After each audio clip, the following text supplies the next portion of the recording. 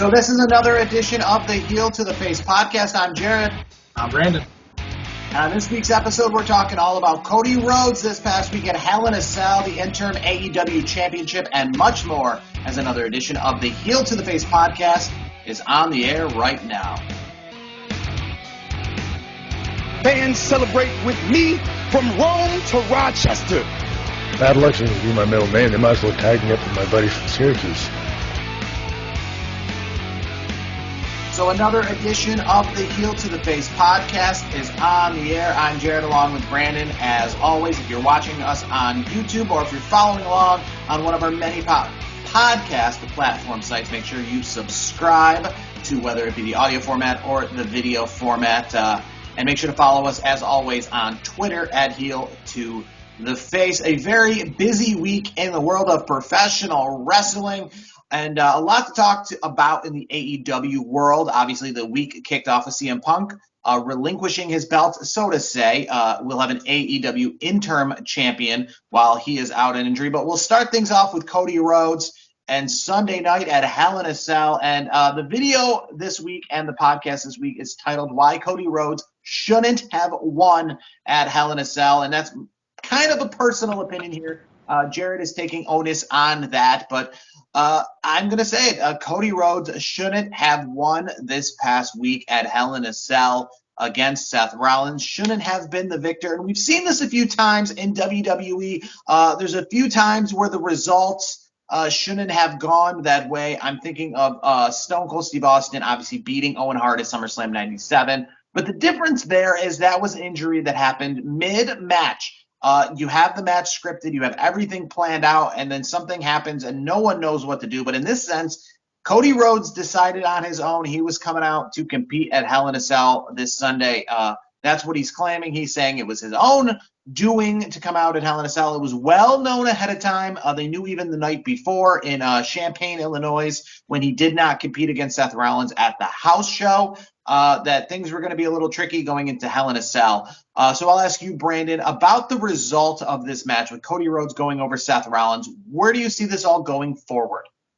So I have to disagree with you. I'm actually okay with him winning the match. I think that was totally fine. If anybody's going to lose a match, in a great fashion, it is Seth Rollins. Seth Rollins did his job, and that is to make Cody Rhodes look good, even with his limited mobility, obviously in that right that pectoral shoulder area, where essentially he was using 3 out of 4 limbs. Let's be honest, he wasn't even throwing anything with that really. I mean he was literally 3 limbs out of 4, and to me, Seth Rollins should get also a huge pat on the back, which I have seen a lot of great reports out there that people loved what Seth Rollins did in the match. He still, even with the injury, he made Cody Rhodes look like $1 million, and that's why Seth freaking Rollins is one of the best wrestlers in the world, bar none.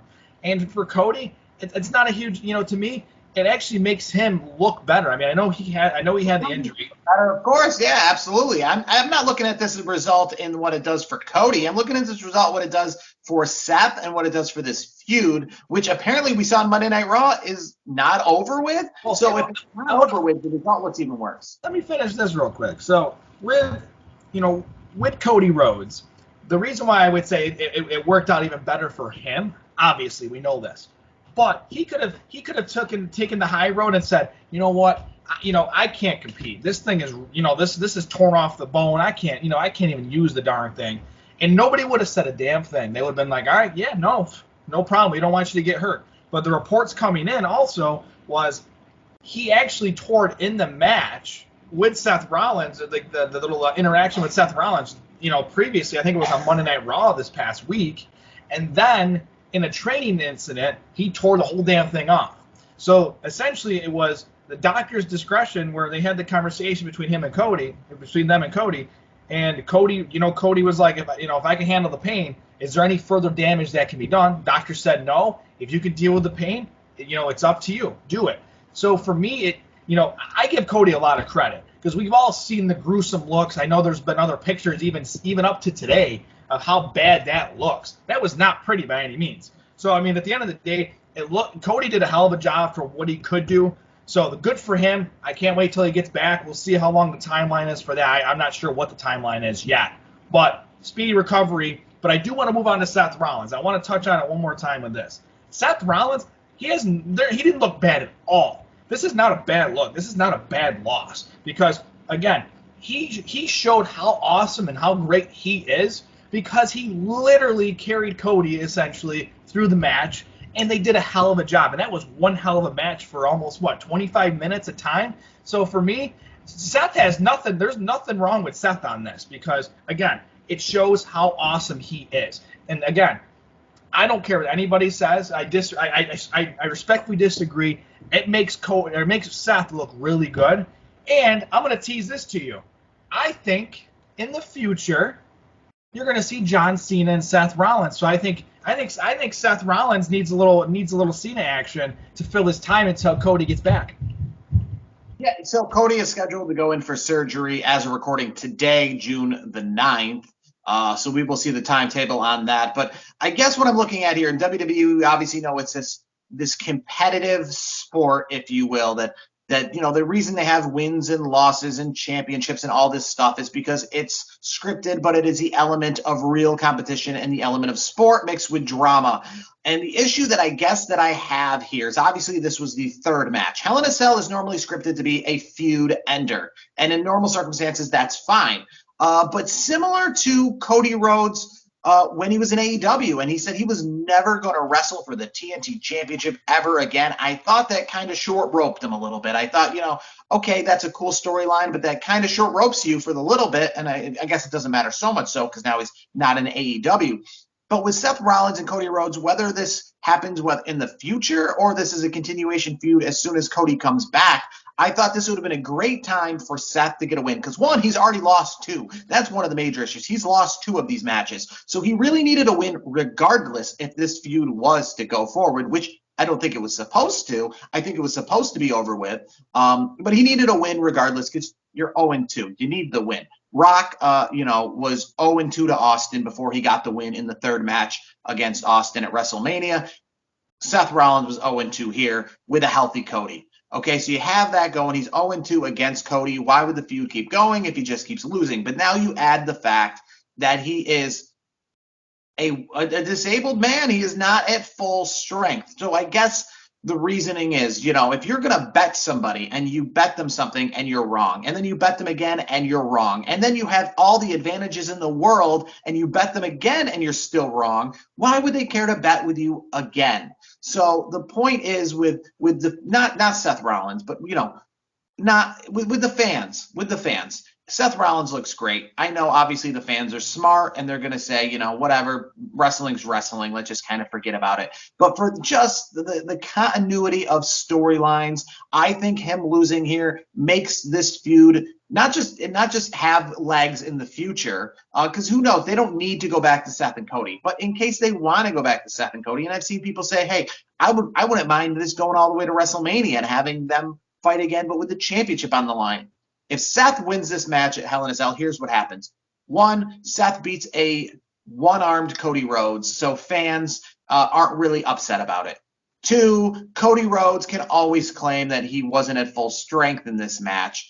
And then now you have a feud that's, somebody's got to win and somebody else has got to win. Again, if this is a best of 7 series or let's say a best of 5 series, and you lose the first 3, you're out. And then you lose the first 3, and one of those games you were at full strength and your opponent wasn't even at full strength, you're really out. So, why would they have, hey, we need a rematch? Why would we have a rematch? You've had every opportunity in the book. So I guess for the continuity of storylines, what would really make me think, why would Seth and Cody need to happen again?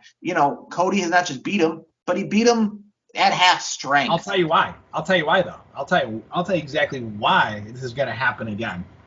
Cody Rhodes obviously was going to be stepping away. He essentially was telling everybody he's going to take a step back on Monday Night Raw. You get the whole thing where Seth looks, and I texted you, and I'm like, oh, maybe Seth's going face now, and obviously that changed quick. So that whole sequence to me where Cody was kind of doing his, he's waving to the audience like, hey, I'll see you guys when I see you. And then next thing you know, you got Seth Rollins coming back down to attack him.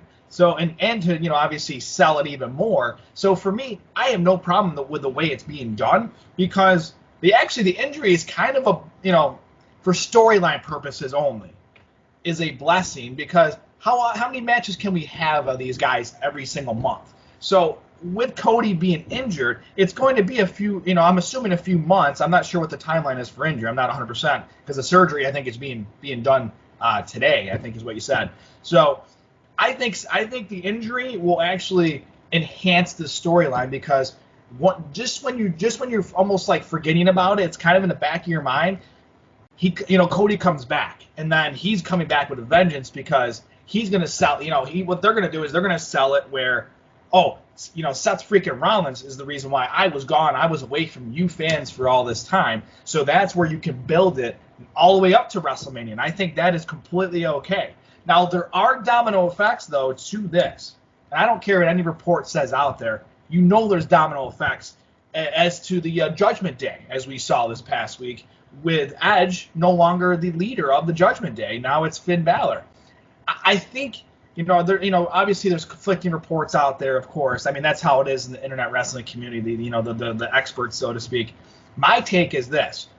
Why break up what they had with the Judgment Day at that point if they weren't making a move for Edge to take over the Cody Rhodes spot where he's the top face or one of the top faces on the Raw roster. Now, I know some people are saying it was a creative thing where Edge was not exactly on board with this whole, I don't know, like it was like supernatural powers or something is what I saw out there. I think, and maybe it was a combination of both, but what I'm leaning is Cody gets hurt. They need a big time face to run things while he's gone. Why not bring Edge over? And then by that, you're actually inserting Finn Balor into a good situation because now you got Finn Balor with Damian Priest and Rhea Ripley, which I think they're all great, kind of dark characters anyways. So I'm excited to see what happens at Judgment Day. But again, the whole Cody Rhodes injury, there's a lot of dominoes falling here that it's just not Cody Rhodes being out, but other wrestlers are getting moved around because of it. And I think, though, with this happening to the Judgment Day, that I see the Judgment Day being a very short-lived faction now, though. Without Edge, and not just without Edge, but just the idea that you're already implementing breakups and heel turns and stuff like that within the group. A lot of times, the earlier you do that, the quicker the group dissolves. Obviously, we've seen that before with factions. For them to be strong, for things like the NWO to last as long as it did, you had to have them running roughshod, throughout the company for a decent amount of time. For the Umagas of the world to be dominant, you had to have them winning these squash matches for a decent amount of time. And as soon as the Umagas of the Great Khali's had their first losses, it seemed that was the start of the unravel. And same with factions.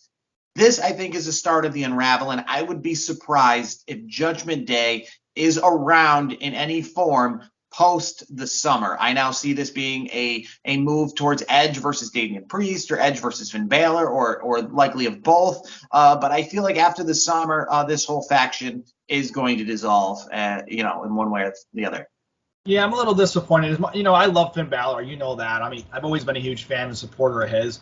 But I really would have liked to see what Edge would have done with Damian Priest and Rhea Ripley. I thought the way I looked at it was Edge, and of course that's how he was portraying it anyways in all the segments, is, I'm going to give you my Hall of Fame credentials, my brain, and I'm going to show you two that, you're almost there, but you need that extra ingredient. I'm going to push you over the top. So I was really excited to see that.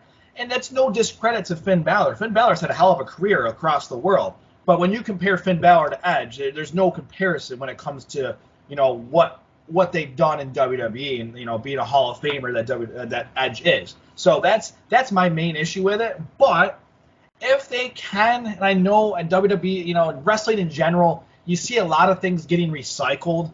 But maybe they could do their own version of the Bullet Club, That's best case scenario, but they got to do it in a way where it's not cheesy and gimmicky, which WWE, you can't put it past them on that. So I'm hoping we'll see some sort of maybe some Bullet Club action, something similar. The opportunity pass for that Bullet Club with the AJ Styles and the Finn Balor and stuff like that, it's going to be Judgment Day, and then it's going to not be Judgment Day, and I don't know what's going to happen. Maybe a Bullet Club thing down the line, but from what looked like was turning into a Bullet Club thing a couple weeks ago with Edge and Finn Balor teaming up, I think that's over with for now. And if that comes back together again, I don't see it probably in this calendar. Let me ask you this: would you? I mean, obviously Finn and AJ, obviously, they were working together for a hot second there. Could you see AJ joining up on that with Judgment Day? No, I feel like this is the end of Judgment Day in the sense of their growth. I think three guys here. I think this is going to be about them, or two guys, one girl, three people in general. I see this kind of being a feud towards Edge. Maybe Edge gets some people on his side to kind of even the score. But I think the growth of Judgment Day is essentially coming to an end, at least my opinion. Yeah, I'm a little disappointed with it because, I was really excited to see what they were going to do with it. Again, it's another faction that WWE, essentially is kind of rearranged and kind of pulled the plug a little too early. I mean, the Hurt Business is another recent example. The Hurt Business was doing really well, and you could utilize guys like Shelton Benjamin, for example. And what are you doing with these guys now? It's sometimes factions are good because you're giving guys like Shelton Benjamin some TV time, which I think he deserves because he's a hell of a wrestler. So, it's very disappointing, but, that's WWE for you. That's the wrestling business. Now I do have to ask you, what are your thoughts on the latest news with MJF, maybe going Hollywood too? Well, before we get to that, I thought that you segued perfectly when you were talking about comparisons of Finn Balor to Edge.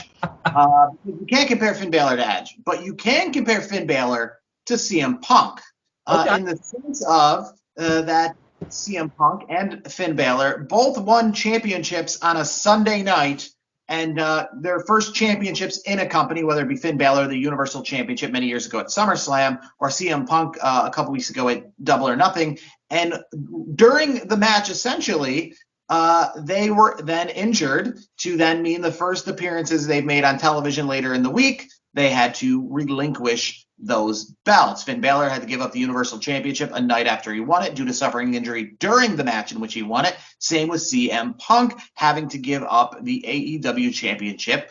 He suffered an injury during his match with Hangman Adam Page. So on Rampage this Friday night, he gave up the championship, which sets up an interim championship. So we're gonna before we get to who is going to be interim champion, what is your opinion on interim champions or interim championships? AEW's been doing this. Obviously, WWE's done it sparingly.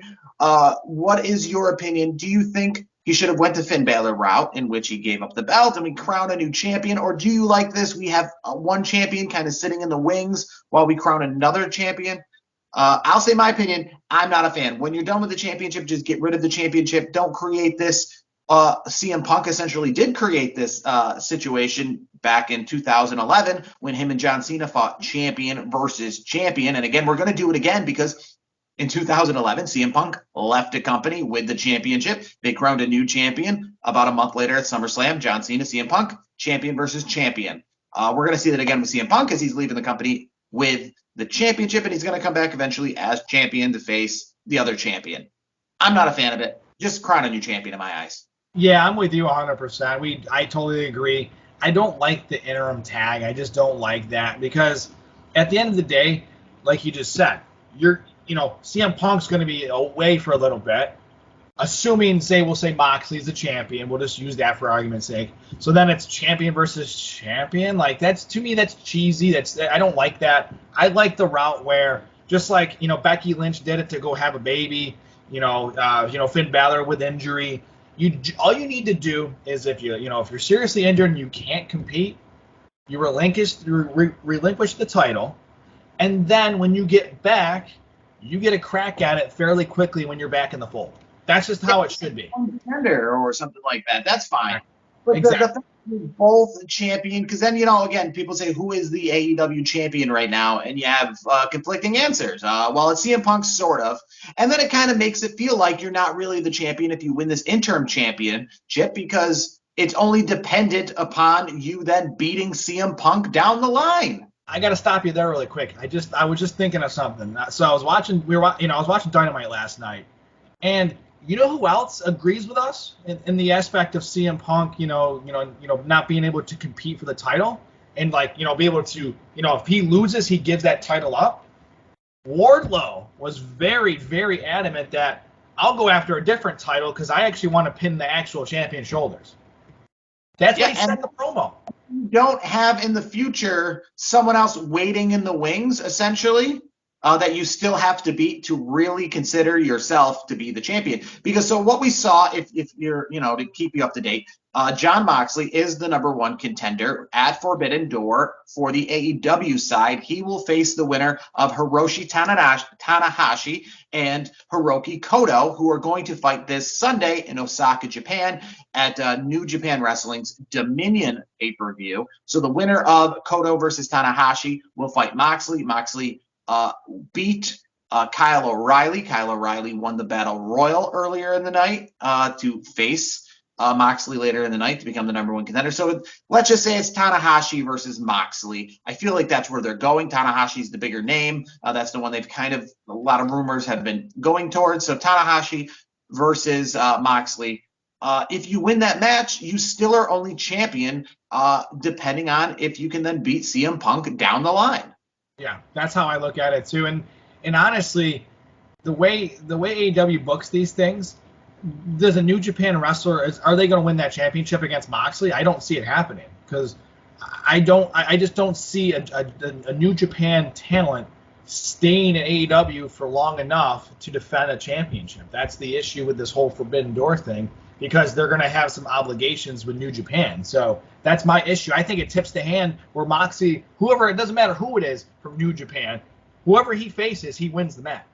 No, it goes right back to what I've said a million times in the show about the Rock versus John Cena matches. The best one was the first one because nothing was on the line and it could go either way. Invasion is probably the better pay-per-view 2001 versus Survivor Series 2001, where you had a lot of the same brand versus brand matches. The difference being, though, championships were on the line and people's jobs were on the line in 2001 at Survivor Series versus Invasion. Invasion, if you notice, WCW won that one. And if it was really WCW versus WWF, it still could have been WCW for the fact that the show goes on the next night as those matches don't happen. That's what's kind of nice about the Survivor Series matches we see currently in brand versus brand, in that the results can go either way. Roman Reigns could have got pinned by Big E at Survivor Series this past year in Brooklyn, and it would have no bearing on what Roman Reigns is doing currently because the championship wasn't on the line. So, yeah, actually, Tanahashi versus Moxley in just a dream matchup,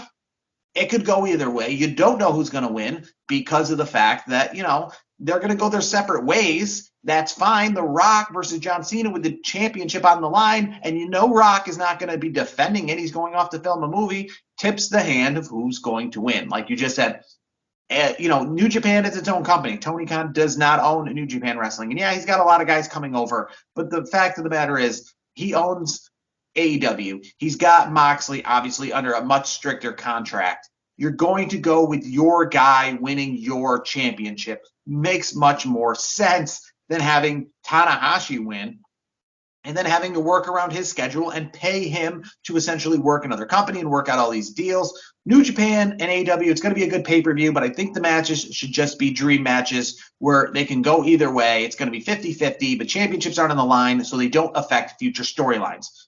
Yeah, I agree. To me, it's, if you don't, like you said, if there's no belt on the line, it's just a dream match where it doesn't matter who the hell wins, because again, they're just going to go back to what they were doing before the match. With this belt, it really does throw things for a loop. I mean, I don't mind New Japan talent winning titles, obviously, because that would be really a good thing for the business. But it has to be one of those ironclad contracts where, like, New Japan and Tony Khan with AEW, they work out a deal where, like, all right, if we let your guy be champion, we're gonna, vice versa. Well, but you gotta let us, have them for X amount of dates or something. There's got to be some things in place where it's pretty ironclad, where you can't break the deal last minute. Which I do think it's pretty. They got a good. They are pretty. I would say they're pretty tight. I would say AEW and New Japan. I think they have a good relationship. I mean, obviously they've done plenty of business together, so that's not something that's far out of the question. It's just depending on if they can actually work out the parameters of the deal for everybody. But even what you're saying there, meaning hammering out some dates, means that essentially, Tanahashi's not going to be in AEW forever. So that even if he's still, like, let's say in the Rock scenario, The Rock wins the match against John Cena at WrestleMania. He's still the champion. You still only have him you work out dates that you're going to only have him for a shorter period of time. It's like the Goldbergs situation and the other part-timers in WWE. You might have him past WrestleMania, great, but you're not going to have him much longer. Yeah, you hammer out a deal with Tanahashi to stick around in AEW for a few more months, but the point is you're putting essentially a time limit on that championship. And I don't know if it's a limit to last until CM Punk gets back, but you're still kind of making it feel like he's lose that interim championship sooner rather than later. I actually, you know what? You just hit on something that just triggered something in my head. Maybe that's something they could do where he could, just say one of the New Japan guys wins against Moxley. We'll just kind of book it, future book it here. Assuming CM Punk they have a decent timeline on when he's getting back, maybe that New Japan competitor could hold the title for a couple months, and then when CM Punk gets back, he takes his title back. I'm not saying that's happening, but now that you say that, where it depends on the timeline of CM Punk's injury, you might be able to make it work if it's not a 1-year type of deal where CM Punk's out for a very long time. Yeah, I mean, again, the timeline matters a lot, and I still think that you couldn't just have him go to New Japan. You still have to have him defending the belt on AEW TV to AEW people. So either way, I just think it's safer to have it on Moxley. Moxley's going to be there every day. Moxley's going to be there all the time. It's safer to have it on Moxley. He's a current company guy. He's going to be at the Dynamites. He's gonna be at all the Dynamites, all the Rampages, all the pay-per-views. Tanahashi, you have to hammer out a schedule where the championship might not be at some of these shows, and that could be problematic going forward. But I know you want to talk MJF real quick, as you were saying earlier, and I cut you off about him going Hollywood, and I guess how we will end this week's show. What is your take, I guess, on the latest in the MJF world? I mean, it would not surprise me if he gets some sort of Hollywood deals where he does TV shows or movies or something. He's the kind of guy. I think big picture. I mean, I've heard this before where MJF does want to have that. I don't know if it'll be obviously the trajectory of a Rock, because who the hell can get to that point? The Rock is obviously the biggest movie star box office attraction in the world, and I don't think anybody expected that from his WWE days. But I think MJF is trying to shoot for that a little bit, and I think what'll really happen eventually is his contract is up in 2024. So we got a year and a half, maybe 2 years max, and he's going to WWE. He's going to work with WWE for whatever timeline, and then I'm just future booking this.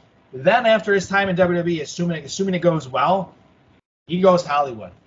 I just MJF is too. To me, he's the kind of guy that could really help put even more eyeballs on wrestling because of how talented he is. I know he's a great wrestler. He's a hell of a talker. He's an entertainer.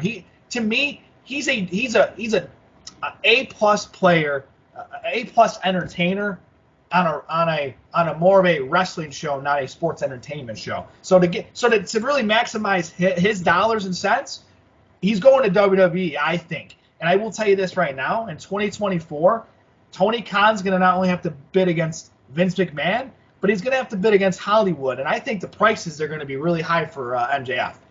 I think these guys, whoever they are, being in Hollywood helps put more eyeballs on wrestling for sure. But everybody, essentially, what they're worth in wrestling-wise in Hollywood is another story. The Rock did great, and The Rock fits that perfect mold, and John Cena's done pretty good as well. But every wrestler, because their character's different, their personality's different, the Miz's of the world, the MJFs, the Batistas, they're all different. So what they bring to the table in Hollywood is different. I mean, MJF, to be honest with you, he's really great in the world of wrestling, but I've never seen him outside of wrestling. Except for that one appearance on Rosie O'Donnell when he was like 10 years old as a child singing prodigy or whatever it was. But as a actor, I haven't seen him in a TV show. And frankly, just because you're a wrestler doesn't necessarily mean that you'd be in action movies. And those kind of movies like Rock and John Cena are. So I'm curious to be like with MJF's character. It's not really even the Wardlow character. It's not the Brian Cage character who also does stunt doubling stuff. So I'd have to even see what kind of roles they put him in when he goes to Hollywood. I could see him doing more like dramas because I think he's a very dramatic guy by nature. So I would say I agree. He wouldn't be an action star. I don't think. I just don't think. I don't think it fits his mold of a character.